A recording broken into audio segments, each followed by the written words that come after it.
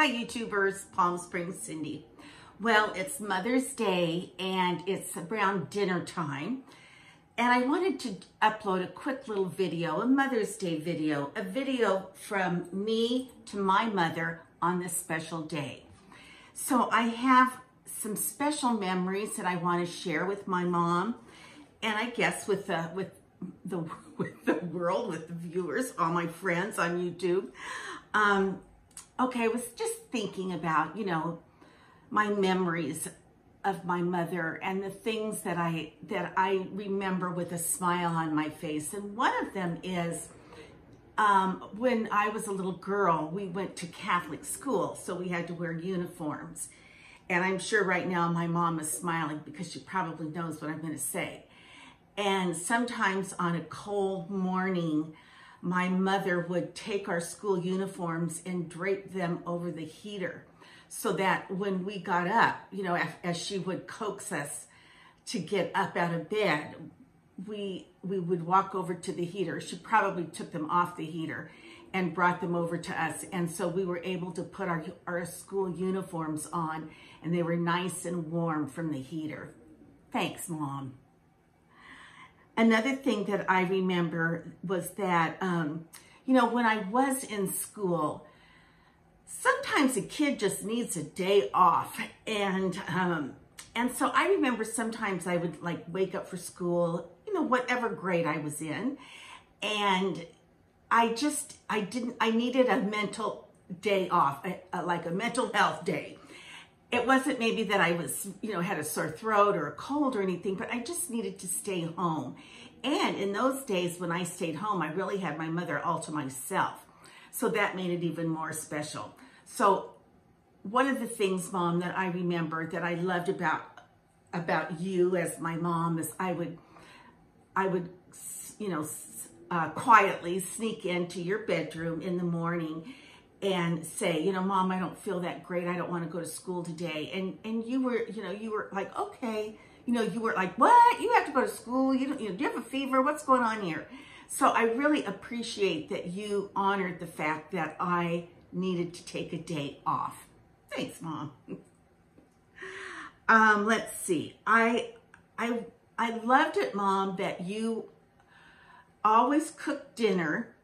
You are a great cook, and that you valued and made sure that we all sat down together as a family and had dinner together. So, I loved your spaghetti.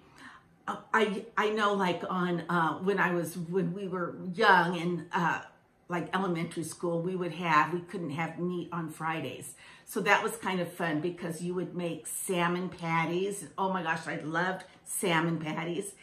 And, it seemed like everything you cooked was the best. It was just delicious. Your stuffed bell peppers, I remember, just so yummy. And when you would make tacos, you and Irene Carr, the next door neighbor, you guys would get together and make tacos. I have fond memories. This all goes together into food, I guess. I have fond memories of my mom was a iced tea drinker from the get-go. But when she first started drinking iced tea, she drank it with sugar. And so there would always be a pot, like a big soup pot on the stove with tea bags in it. And then, she'd bring it to a boil and then pour this sugar in and stir it up. So later on, she stopped having sugar with it. But I just remember that the iced tea that you would drink, and that there would always be a pot on the stove with tea bags in it for your iced tea. And you would say to the neighbors, you want to come over for a glass of iced tea? And so that made it sort of, that was sort of the opening that people would gather around and come to our house. Our neighbor Millie next door, for example. And that gets me to another thing that I love about you, Mom, and that I have a fond memory of, is that you were fun. You are fun. And you were popular, and you were pretty, and, you laughed, and you had a gift for gab. And so the neighbors wanted to be with you. You had lots of lady friends. And that made it kind of fun for me because, I remember like ladies coming over and you guys giving each other permanents and having iced tea together and having a cigarette together and, you know, just talking and laughing. And, you know, I don't even know what you talked about. I was too young, but, you know, we were all little kids at that time in your life. And it was fun being your daughter, Mom, because you were a fun, happy mother. Another thing that I remember and love about you was that you really set the tone in our home, a tone of gentleness, a tone of love, a tone where I know I grew up feeling very safe and secure. There were routines to our day. There was, you know, you gave lots of hugs and kisses. You enjoyed, like when we were little, when Kelly and Carrie were born, you know, you just loved the babiness. You loved the babies and valued that and instilled that in me, that, you know, that children, that babies are to be valued and are special. And so you were, you know, you never scrimped on the hugs and the kisses. So thank you for that, Mom. I also remember that when it came time, you know, when I grew up, we always had a nice home. We were, you know, Mom, we were certainly middle class, but you always made sure that you decorated our home lovely and it was comfortable. And I was always proud of my home. I was always proud to bring a friend over because I knew that I had a nice home. So I want to thank you for creating and providing not just a safe and loving home, but a beautifully decorated home. Thanks, Mom. Another thing that I appreciate about you, Mom, even to this day, you are very easy to live with. You're not one that is quick to be angered. You're not a super neat freak while still maintaining a nice, clean home. You are, well, you're easygoing. You are not judgmental. You welcome new ideas. You really are a good friend. Certainly now that I'm an adult and have been an adult, you know, the relationship mother-daughter has always been there, but I also value you as a friend. And I see that your interactions with your peers, and you're their good friend as well.